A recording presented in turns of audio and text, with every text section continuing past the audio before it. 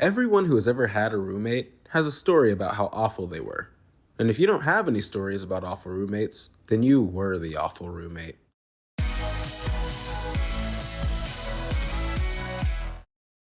Now listen, I'm sure we all know the classic bad roommate types that exist. The smelly roommate, the messy roommate, or worst of all, the essential oils roommate. Well, I'm not here to talk about those guys. I'm here to talk about the most inconsiderate roommate I've ever had the displeasure of sharing a living space with. Cam. No, Cam isn't his real name, but even this guy deserves a little privacy, I guess. Here's a little backstory to set your expectations for the guy. Before we ever roomed together, I had a room to myself, and I would use the extra closet space as a food pantry. My mom, who is the best mom ever, would buy me a bunch of snacks and stuff in bulk whenever she would visit. But I couldn't hoard all that stuff for myself knowing that there were guys in the dorms going hungry, so I let some of the guys know that if they ever needed any food, they could just come to my room and ask for something to eat. A few people came and got their food, and right before I could close my door, Cam showed up. He asked if he could have just one honey bun. I said, of course, and opened my door to him, and we all lived happily ever after. But they did not live happily ever after. You see, Block Kid was a perceptive young man and often tested people to know whether or not they could be trusted. So in a sign of supposed naivety, he turned his back to Cam, pretending not to watch him from the corner of his eye. Cam grabbed many more items than he had originally promised and fled from the scene with a quick thank you, hoping Block Kid wouldn't notice. But I did notice, and I made a mental note not to trust that total Trash Boat 3000 with my stuff ever again. Little did I know, I'd be rooming with him next semester.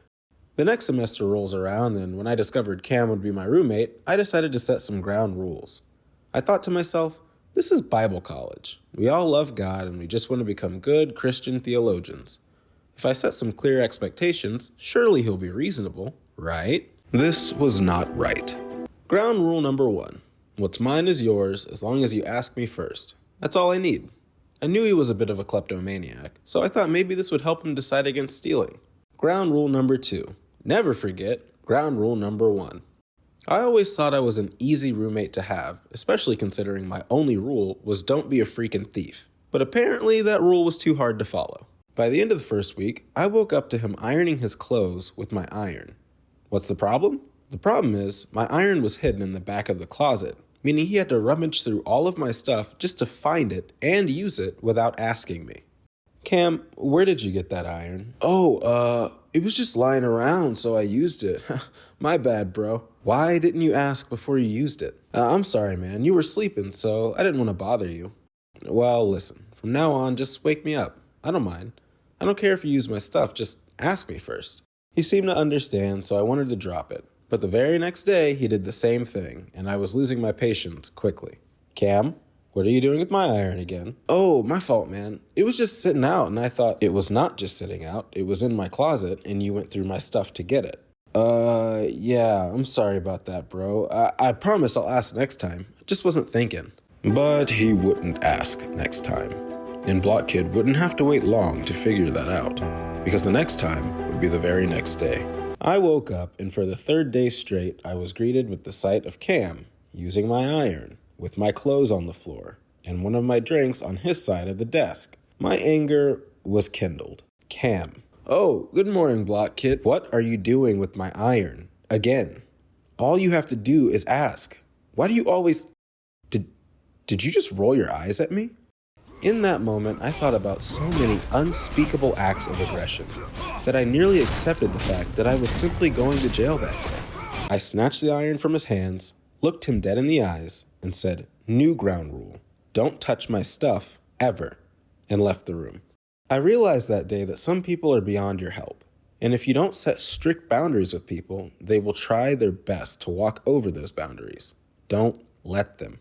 I wish I could say that this was the last issue I had with Cam, but keep in mind that this all happened within 3 days, at the end of the first week of school.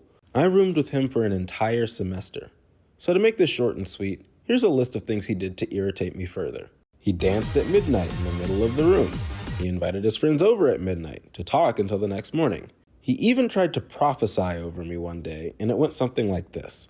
God told me to tell you. No, he didn't. But there's a reason you're so weird. You're the weird one. Right now, he's restoring your relationship with your mother. My mom and I have an amazing relationship. And you two will see each other again after a long time. She was here last weekend. I'm so glad I could help you with all this. You are literally the worst human being I've ever met.